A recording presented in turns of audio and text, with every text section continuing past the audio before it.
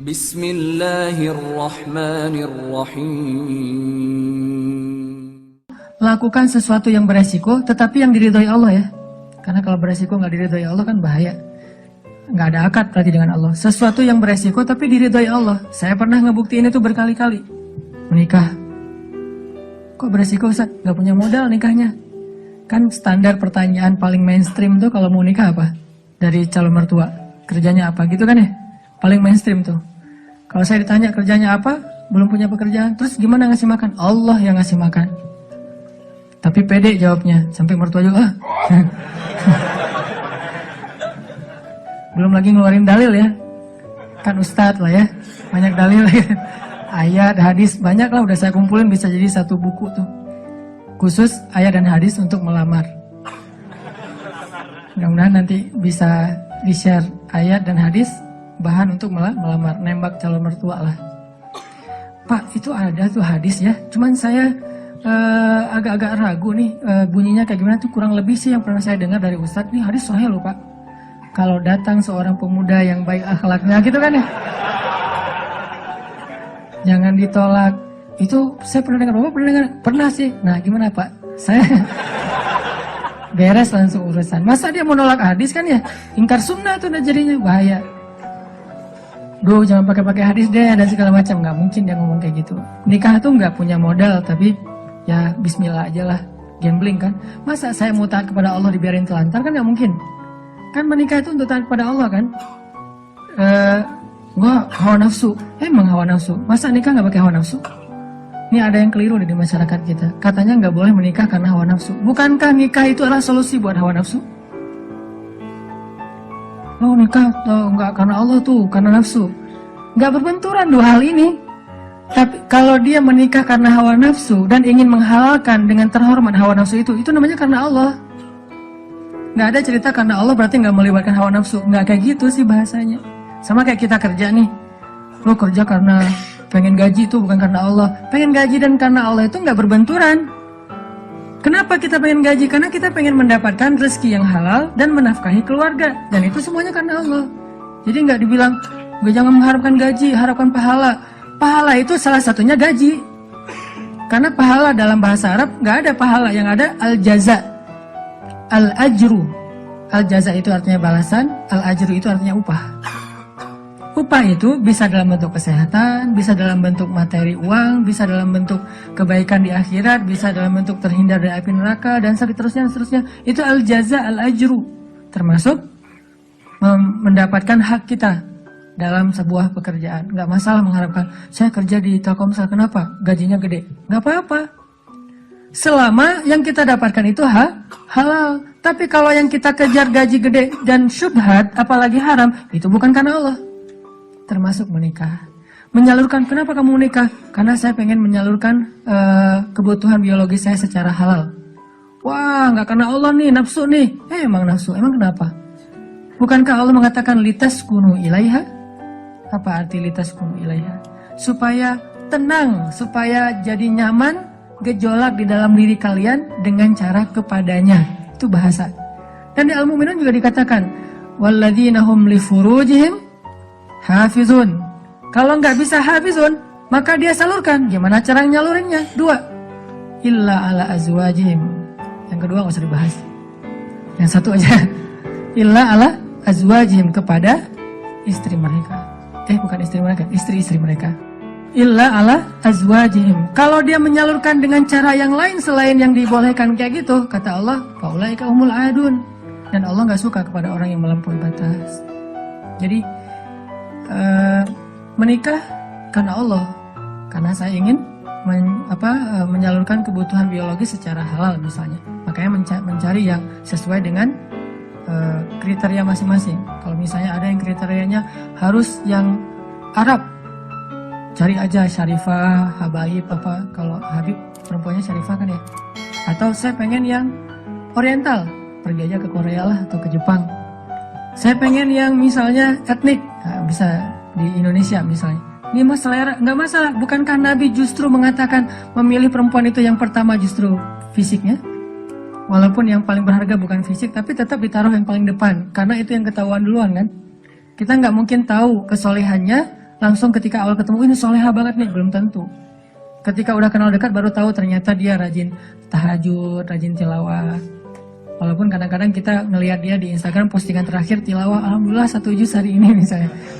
Bisa kayak gitu. Tapi rata-rata yang pertama dilihat fisiknya kan ya.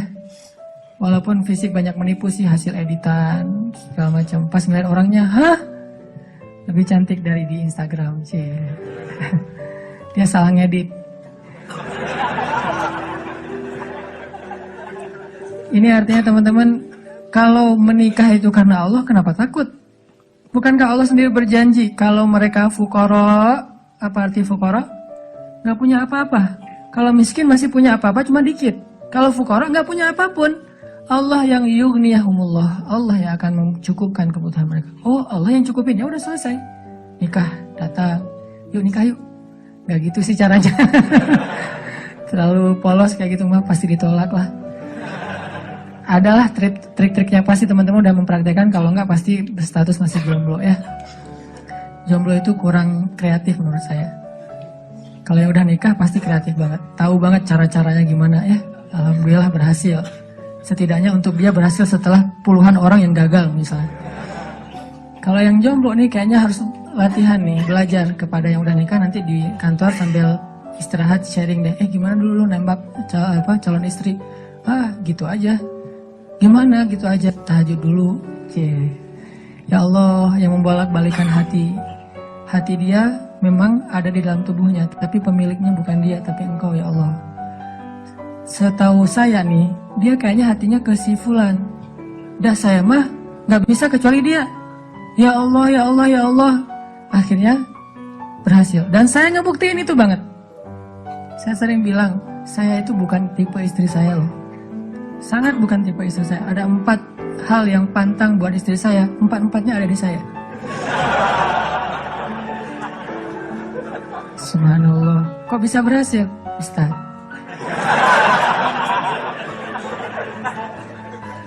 Dia berdoa, ya Allah, jangan itu, jangan itu, jangan itu, jangan itu. Saya cuma berdoa sekali, ya Allah, please yang itu. Ternyata tiba-tiba ya, kelepek-kelepek, gak berhasil dia. Saya tanya, kenapa kamu milih saya? Bukankah 4-4-nya ada pada saya? Pertama, gak mau orang Sumatera. Katanya orang Sumatera itu keras. Saya? Dulu. Orang Sumatera itu keras. Orang Aceh, Sumatera, kuliah di Mesir. Nggak Mesir mah, Sumateranya Arab. Kan Arab juga ada Sundanya, ada Jawa ya. Sundanya Arab itu kayak Yaman.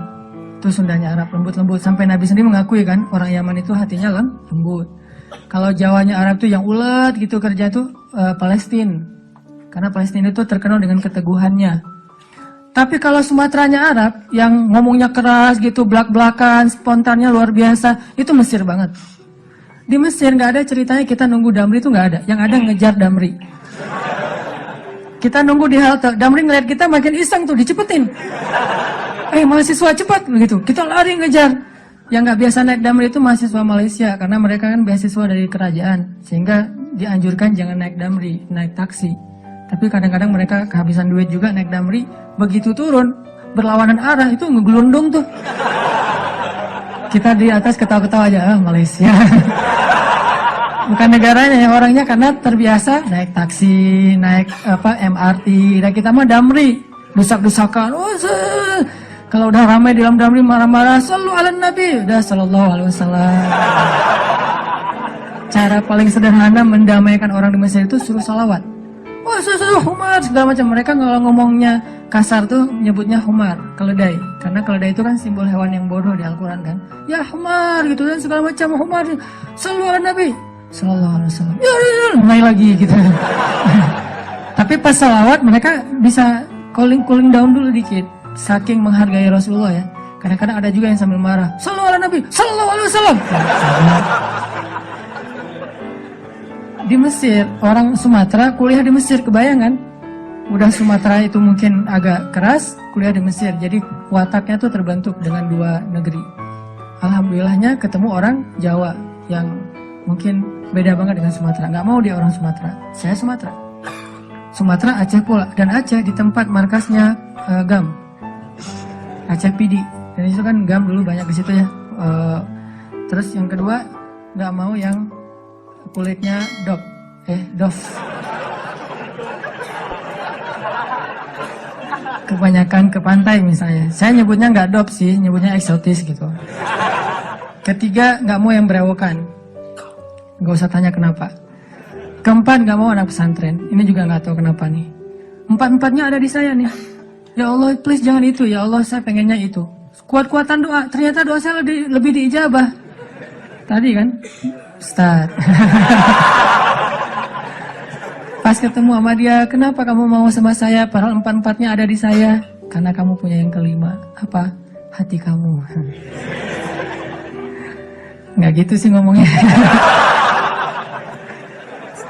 Yang jujurnya bukan itu mah versi jaim ya. Kalau versi jujurnya, kenapa? Karena kamu pelet gitu ya. Peletnya pakai apa? Pakai Al-Quran. Begitu ketemu, Bismillahirrahmanirrahim. Ria-ria dikit lah. Tapi ria untuk kebaikan kan, biar dapat seseorang yang sesuai dengan isi hati. Ngeklik langsung, ya Allah, berhasil. Dan setelah itu, biarin Allah aja yang ngatur. Mau kerja apa, mau tinggal di mana. Ternyata alhamdulillah saya ngerasain justru rezeki itu Allah mudahin setelah menikah. Dulu awal-awal saya datang ke Bandung, kita ngontraknya itu di rumah yang tempat pembuangan sampah. Di Tegalega tuh, di salah satu lapangan di Bandung, di pojok Tegalega itu ada pembuangan sampah. Kita tinggal di situ. Paling murah soalnya di situ. Mulai saya usaha nerjemahin buku, nggak ada yang mau nerbitin. Terjemahannya jelek katanya. Ya udah deh. Mungkin bukan terjemahannya yang jelek. Lihat muka saya dia sebel.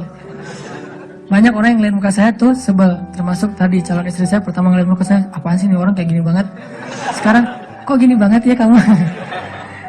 Tuh, terjemahin buku nggak bisa. Akhirnya saya nulis buku sendiri. Karena nggak bisa nerjemahin, nulis aja sendiri. Capruk aja pokoknya, nulis apa yang bisa ditulis, tulis. Ditaruh ke penerbit juga nggak ada yang mau nerbitin. Ada satu-satunya penerbit yang mau nerbitin, katanya royaltinya sedikit banget dan bayarnya setahun sekali. Bayangin, royalti setahun sekali. Sedikit sekali lagi tuh. Akhirnya saya terbitin sendiri. Jadi penerbit, jadi direktur, jadi penulis, jadi kuli. Angkat buku pakai kotak Marlboro, lintasin Jalan Soekarno-Hatta, ngirim ke Sumatera, Kalimantan. Pelan-pelan akhirnya usaha nambah dari penerbitan ke jual pulsa. Jadi saya dulu pernah jadi vendor gitu sih, bahasa kerennya, vendor Telkomsel gitu ya. Saya tuh jual pulsa, ada 60 cabang pulsa di Bandung sebelum ada di Alfamart dan Indomaret. 60 cabang pulsa. Terus nambah lagi ke jual beli mobil second. Beli, jual, dikira orang kaya banget, padahal gonta-ganti aja karena emang dijual. Tapi yang harga murah di bawah 100 juta, bukan yang mobil-mobil mahal.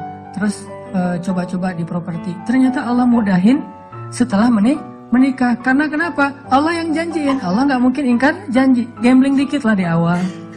Tapi di tengah dan di akhir kita akan melihat banget gimana Allah nunjukin kebenaran janji-janjinya.